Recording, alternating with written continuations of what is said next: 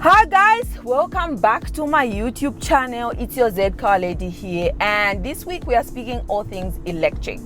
But before we begin, a big shout out to Southern Cross Motors for giving me this vehicle to do a full detailed review. Thank you for supporting my efforts to help people make the best car purchases. And if you are new to my channel, the rules are very simple. You just have to like, subscribe, most importantly subscribe, and hit the notification button so that you don't have to miss out on any of my car content. So let's get the ball rolling. This week I've been driving the ORA 400 GT Ultra Luxury, which is a full electric offering from GWM. This vehicle is designed from ground up to be an electric vehicle. This vehicle was launched in Zambia around February 2024, and from the time it launched, the dealership has recorded 8 unit sales, which is a good thing, which is okay, because I know Zambians, we are late adopters. We want certain people to buy first and then the rest of us will follow later on. But what I can say is electric vehicles are here and electric vehicles are here to stay. So this is a very important conversation. The ORA comes in 2 different ranges. You can buy the ORA 300 or the ORA 400, and what differentiates the two is simply the drive range as well as the battery capacity. If you get the 300, you get a battery capacity of 48 kilowatt hour, and if you get the 400, you get a battery capacity of 63 kilowatt hour and a drive range of up to 400 kilometers. Oh, the other thing that differentiates the two is the aesthetics. For the 400, you get things like the carbon fiber. You also have like red calipers. You've got the GT badging, and you've got the spoiler. And then in the interior, you also have the GT badging on it. Otherwise, most of the things are just the same.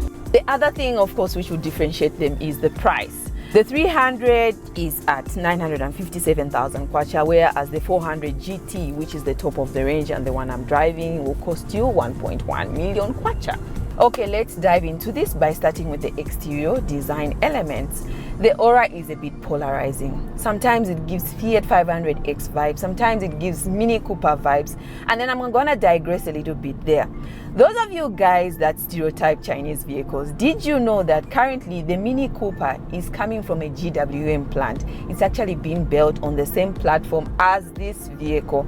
So the whole of BMW has asked GWM to make them the electric Mini Cooper.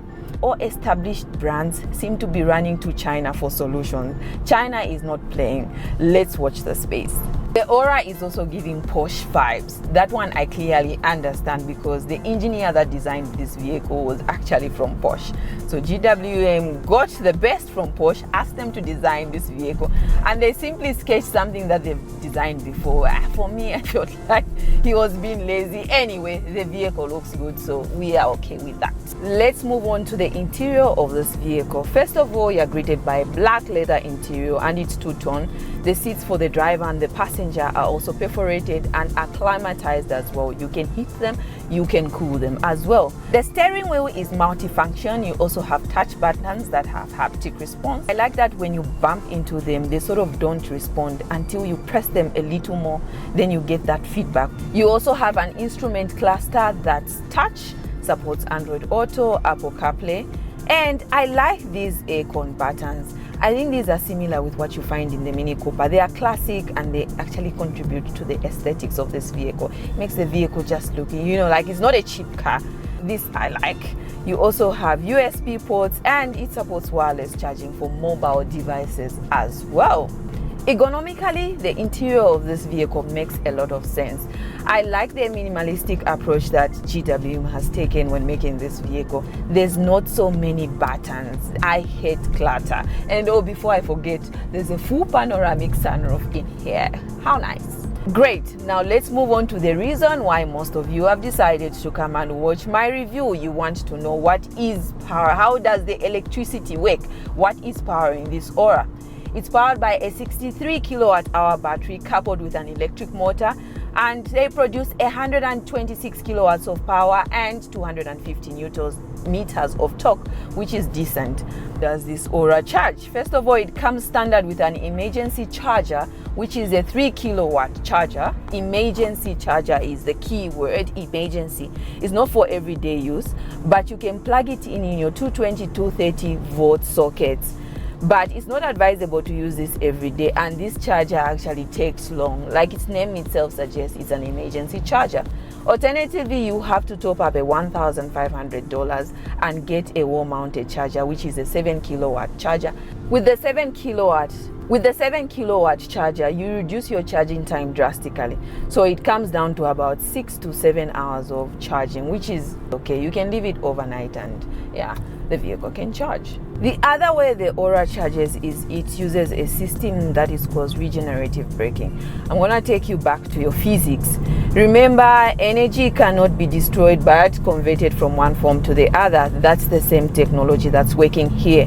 So once you brake, the vehicle produces kinetic energy, but instead of being transformed into a different form of energy, that energy is transformed into electric energy and stored in the battery. So you are charging as you go. The battery does not drain as much as you expect, because as you are moving, there's also energy that is being stored every time that you brake. The other popular question that I get is, what is it like to run an electric car? What are the costs? So I'm gonna illustrate this by first, let's pick a destination. Let's pick Ndola.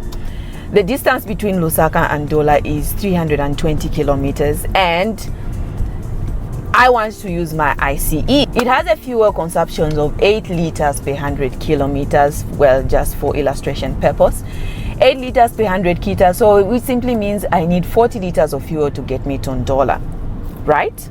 Yes. The price of fuel at the moment is at 35 kwacha. So if I multiply that by 35 by 40, it's giving me 1,400. So it means I need 1,400 to get me to Ndola, right? Which is okay. Okay, now what about an electric vehicle? If I'm driving an electric vehicle, of course the ORA will get me to Ndola. It has a drive range of up to 400 kilometers and it has a battery capacity of 63 kilowatt hour.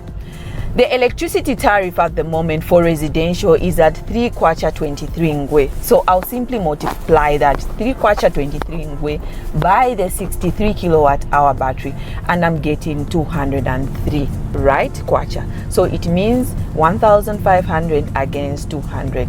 So you tell me if you're not making a saving there.